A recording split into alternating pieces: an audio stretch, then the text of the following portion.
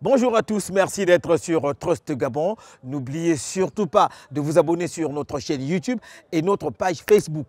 Likez et partagez. Trust Sport, c'est maintenant.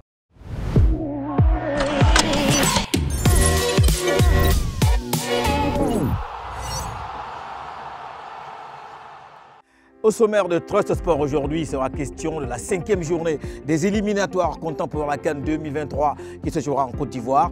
Le 18 juin prochain, le Gabon reçoit la République démocratique du Congo. Dans cette rencontre, il y aura bien évidemment un choc entre Chancel Mbemba, le Congolais, et Pierre-Emerick Aubameyang, le Gabonais.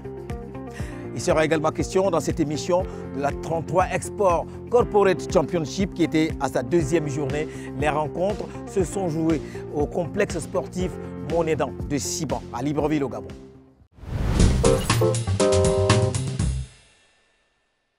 Le 18 juin prochain aura lieu à Franceville au Gabon le match Gabon-RDC comptant pour la 5e journée des éliminatoires pour la CAN de football 2023 qui se jouera en Côte d'Ivoire. Sur ce, Chancel Mbemba, le défenseur congolais de l'Olympique de Marseille et lauréat du prix Marc Vienfoé 2023, a évoqué son face-à-face avec Pierre-Emerick Aubameyang, l'attaquant gabonais de Chelsea, 73 sélections, 30 buts.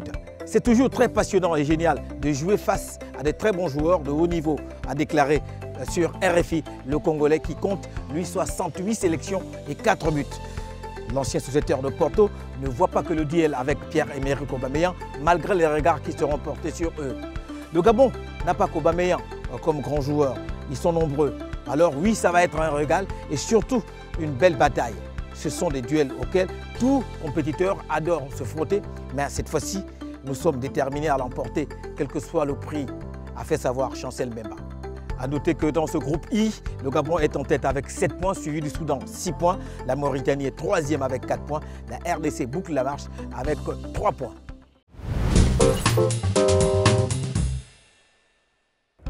La 2e journée du tournoi inter-entreprise 33 Export Corporate Championship s'est jouée au complexe sportif de Siban de Libreville au Gabon. Cette compétition qui voit la participation de plusieurs entreprises du pays est organisée par la biais 33 Export qui a fait du football une vitrine pour plus de visibilité.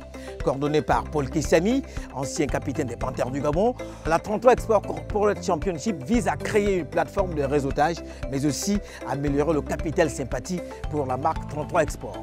L'objectif derrière, c'est d'abord un réseautage, c'est de permettre à toutes les entreprises de se retrouver entre elles.